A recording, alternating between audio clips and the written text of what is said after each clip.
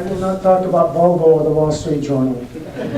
Thank you very much for the introduction, and thank you, John Gallus, for the invitation. I'm grateful that you invited me, and thank you for the introduction. I'm grateful that my guests are here. I'd like to welcome Kurt Hogan from the Heist Brewery. I'd like to welcome Amber, an attorney, Mark Siljander, a former congressman, and a friend of mine, Dan Butler, from Director of Business Development at Big Brothers and Big Sisters. I prepared 3 purposes for the talk today. Can I pull this up and move around a little bit? Thank you. I prepared 3 purposes for the talk today. The first purpose is to take you to a place where I was cultured into radicalism and ripened for violence. A place where so many people of various faiths stopped questioning the means of their salvation and caused a lot of suffering, disability, and early death. The second purpose of the talk is I want to share with you what I am detecting being the elements that are culturing us here in the United States to be radical. I am deeply concerned that the United States, a multi-faith nation, is becoming sectarian. And the third purpose of the talk is I want to share with you what I believe is the new frontier to neutralize radicalism and will refine a definition for courage. So let me start first by taking you to that place. I want to take you somewhere dangerous right now. And I honor World War veterans from before, and I'm sorry if this is going to be touching home with you a little bit. I want to take you there, and it's a dangerous place. It's not safe, but you don't have to leave your chair. All I need from you is to participate. I need for you to imagine that right now, here, we are in a combat zone. I need you to take 10 seconds and think about what images and feelings will conjure up for you if outside and inside the whole area is a combat zone. I'd like for you to tell me who would like to go first and throw words. By show of hands, who would like to throw a word and how it would be like right now? How would you feel? What would you think about if we were in the combat zone? Fear. Thank you. John? Word? Frightened? Fear? What else? Thank you. Chaos? Any other words? Images? Protective? Survival? It's all great words. Thank you. Yes? Adrenaline. Alternatives, well said. We'll get to that today too. Yes, ma'am. Death, yes, everywhere. So let's go there a little bit. If we were in a combat zone right now, Charlotte, the city will be defined by the location of religious massacres. That would be the boundary. Outside, the streets will be covered with debris, shrapnel, and shards of glass. Snipers will close major intersections like McDowell and 4th. To get here, if you walk from your office, you would have to run under sandbags or behind screens that the remaining civilians who had no means to leave put together. They stitched potato sacks, bed sheets, and at night sometime they stretched them from one balcony to the other. And you will only know that that was a sniper intersection only because someone before you died there marking that place. Here in this room, it will be dark. There will be no power. Some of you will have candlesticks. Others will have lanterns. And if he had windows here, there will be no glass on the windows. It will be plastic sheets bulging in and out. And believe me, when you are under attack and these sheets pop, your heart will flutter and your sanity will erode. Inside this room, you will be divided to at minimum 2 groups. One group will be praying for salvation, almost fixated on entering his kingdom, exacting prayers. I'll do anything. Please, I don't want to die. I'll do anything. The second group will be a group of people who is praying for the vicious demise of the enemy. Candle lights at night make great competing grounds for everybody to share the bleakest outlook and heart-rending stories of death. That's how it will be in the combat zone while in hiding.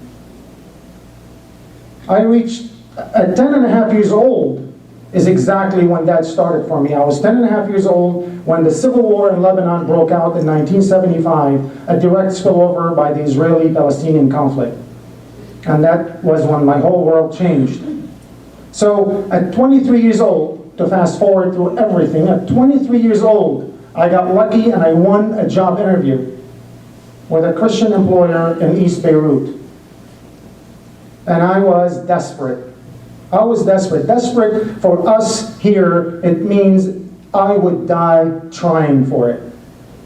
So I went to the crossing which the Lebanese army monitored. The Lebanese army put 2 checkpoints, one on the east side of Beirut and the one on the left side on the west side, one on the west side and one on the east side of Beirut, to buffer the citizens from each other and the fighters. So I walked up to the checkpoint, resolved to cross that checkpoint to make my interview on a sunny day in the fall of 1988. And my name was not on any approved list to cross that checkpoint, and I needed to have one. So I walked up to the soldier, and he asked me for my name. I gave him my name, and I hoped that it will match someone else's name. It didn't work. The soldier snapped at me, "Get the hell out of here, you donkey." He snapped because many others before me tried the same thing, and we made him look. What would you do? What would you do when he tells you get out and go back? And you know to go back, it's a lesser world where everybody accepted as the new normal in that combat zone. What would you do? Would you go back? I didn't go back. I begged. I begged. I literally begged. I said, please, I beg you, please let me pass. I have nothing. This is my first job opportunity. I want this job. Please let me through. I'll do anything. And that's when he pointed to someone else, an armed civilian who wore the national look of maturity, the frown, and said, if you don't leave, I'll make this guy give you an unforgettable beating. I retreated, I backed up, but I did not want to go home. I backed up and I stood with a crowd of onlookers about 50 yards away, and I decided to observe the pattern of distraction that the soldier had.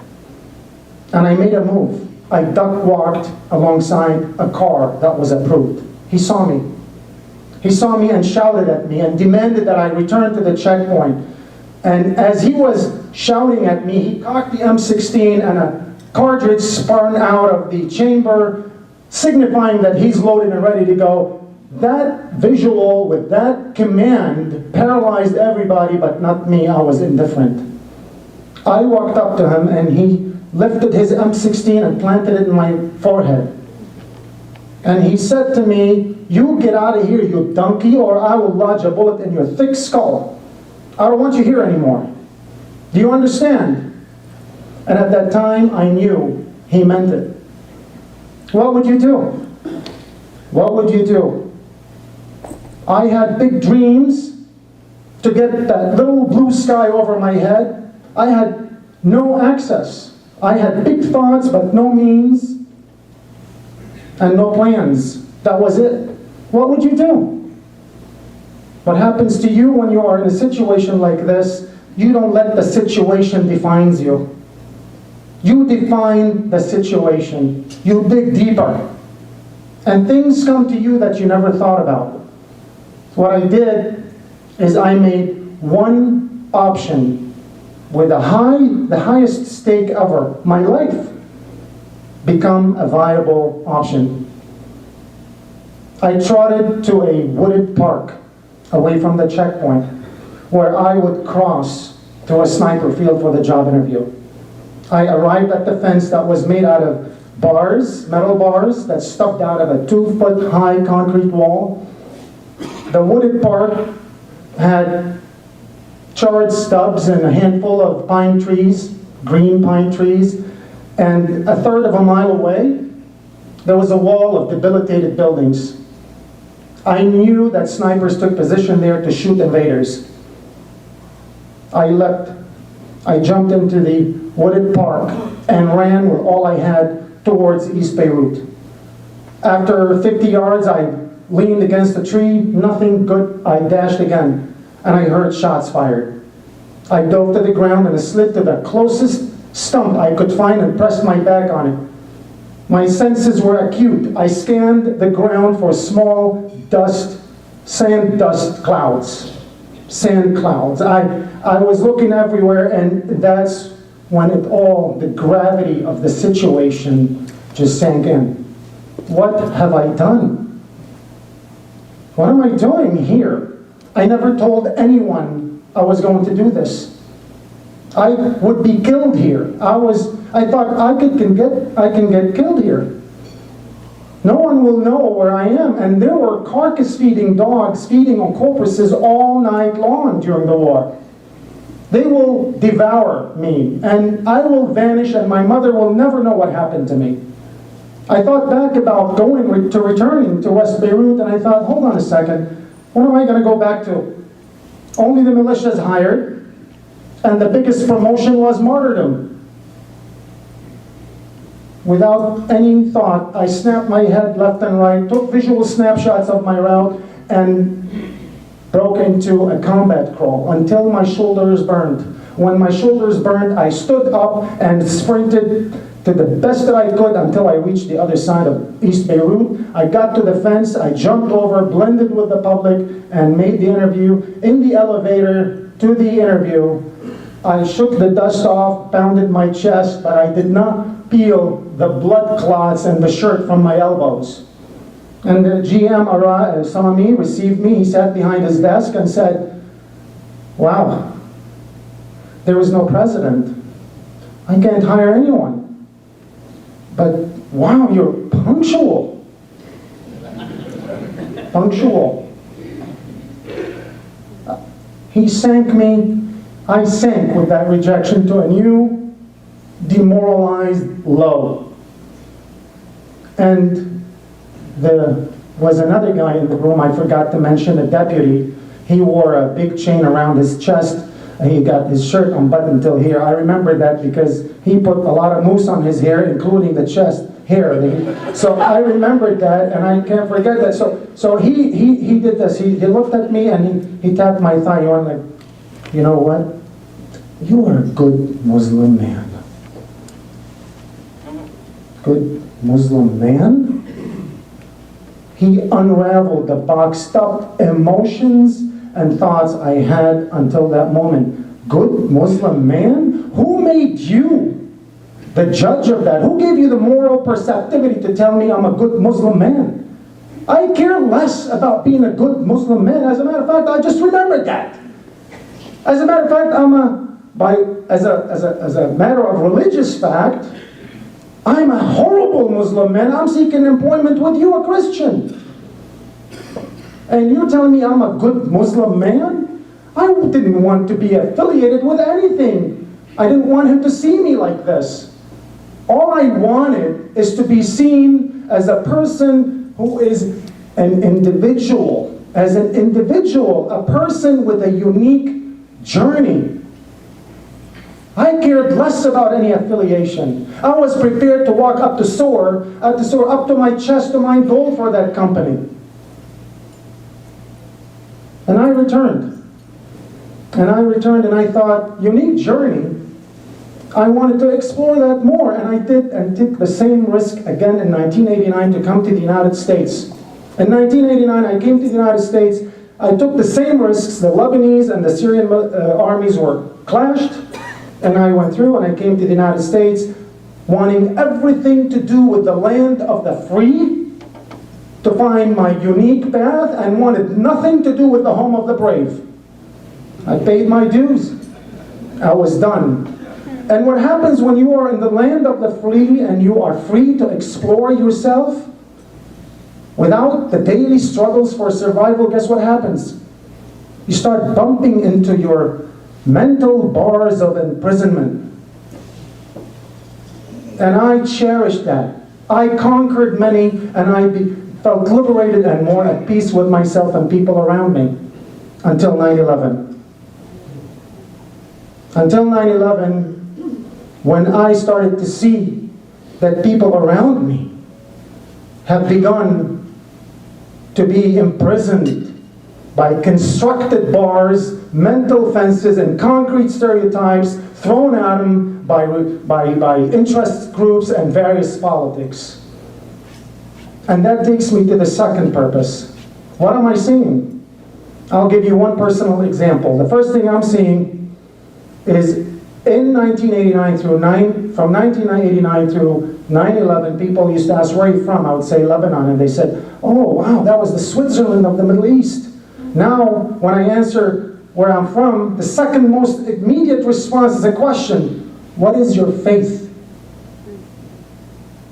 It's devastating to me, because I know if we press fast forward on that response with the right elements, it's disastrous. What is my faith? Who do you care? What do you care about that? So there are two major culprits that I picked up from many that I want to share with you. Factors that are culturing radicals right here in the United States and in the West. The first one is the venomous rhetoric.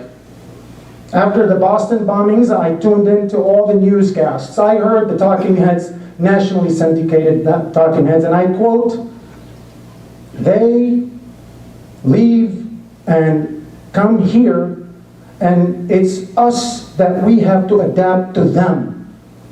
Who's us and who's them? Us who? Christians? Americans? Asians? Blacks? Hispanics? Buddhists? Who is us? Government? Who's them? Muslims? A Muslim in Turkey is nothing like a Muslim in Indonesia. Neither one speaks Arabic. Who is them? Casting everyone as an enemy. And then another guy said, you know, they leave the desert and we bury our head in the sand. The first time I saw the sand was in 2008. I drove my family from Flagstaff to the Grand Canyon. That was the first time I saw the desert. So these statements like this are devastating, because what happens is that when we listen to something like this, it carries a lot of potential for sectarian violence. What happens is, I remembered my days in the Middle East, home to the Israeli-Palestinian conflict. I remembered the demagogues dividing the public. I remember them using and catalyzing their augmenting their geopolitical agendas with religious unity. I remember many things that they were saying, like death to Israel, death to America. It's a revolution until victory, Yasser Arafat said. Revolution until victory meant the death, the annihilation of all the Jews. I bought that. What? People buy that.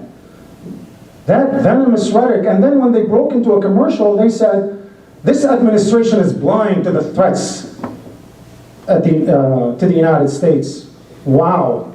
Attributing the breach of security to the United States to one political party carries with it, packs a divisive agendas of national proportions. If your job is to divide the citizens and turn them against each other, well done. But beware.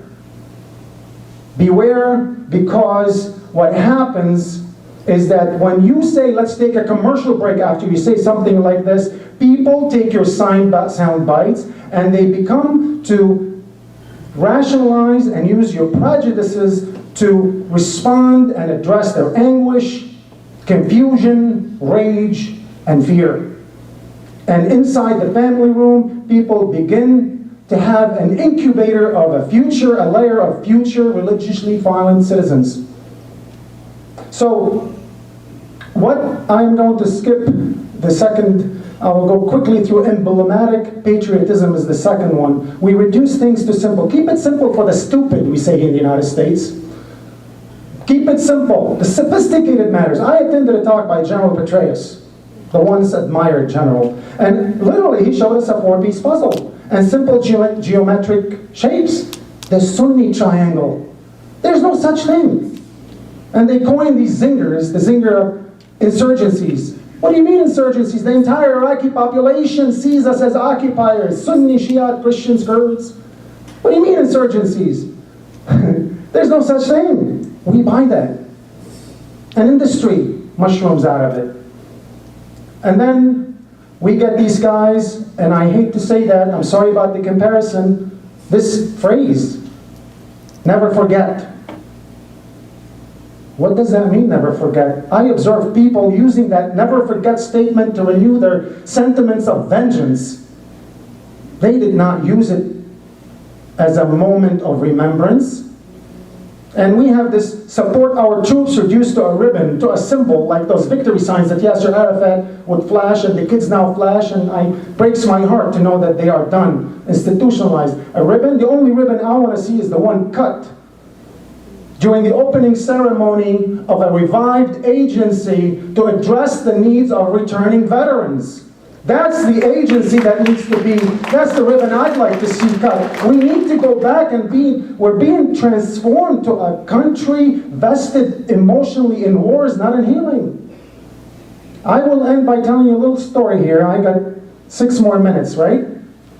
You told me that 1 minute means shut up, or I just told you that? Sorry about that. So the thing that we need to do to move from here is understand where the issues are. We need to understand that when, and I'll explain it in a story actually. Let me tell you this short story. It was one of those bars of mental imprisonment. It was a time when my father asked me to go with him to get some supplies. 2 years into the war, I was about 12, 13 years old. He said, come with me, let's go get some supplies. And my father knew best. I sat next to him on the passenger seat. We drove slowly over the debris, sped up in front of sniper intersections, and went through an excavated concrete median that the militias opened to allow us to go to the right side of the street, and got on a ramp, and got on a bridge, and suddenly the front windshield turned into a canvas of spider cracks, followed by smoke and the explosion. And that's the sequence of explosions. You take the shrapnel, you see the smoke, and you hear the explosion in less than a fraction of a second. My father slammed the brakes. He put the car in reverse and peeled back. The second bomb went exactly where we were.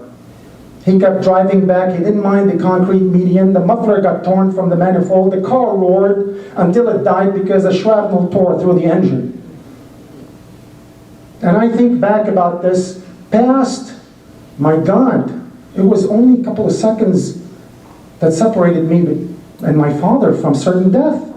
But why did he go back, is what I kept thinking about it. Why didn't my father go forward? My father should have driven forward, charged forward.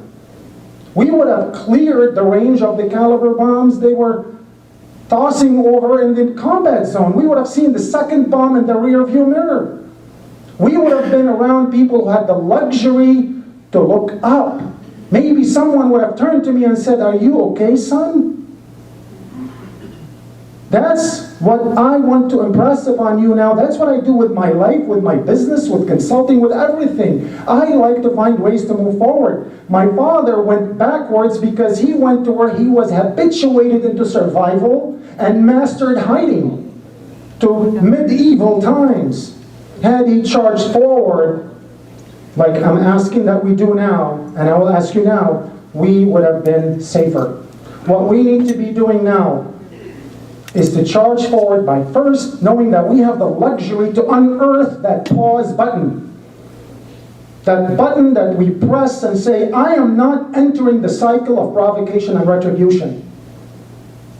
The one that says, I will invoke my civility and I'll explore that entire range of emotions and boundless logic between victimhood and perpetratorhood, between judging and seeking understanding.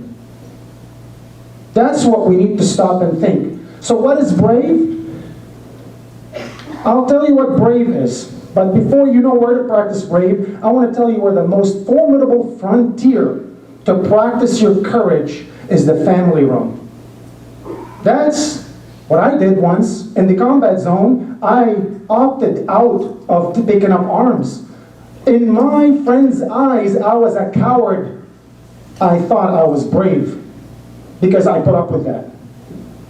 What is it that we need to do is understand that the formidable frontier to neutralize radicalism is the kitchen table, and it's in the family room, where you have to guard all people you have influence over from the hate sound bites. When somebody says the N-word about a black person, you say, no, no, no, no, no, you don't say that. Sand N-word, no, you don't say that. Something about a white person, about a Latino, you say no. No matter what you think you are and how influential you are, boycott me from inheritance, I am not going to deal with that. That's courage.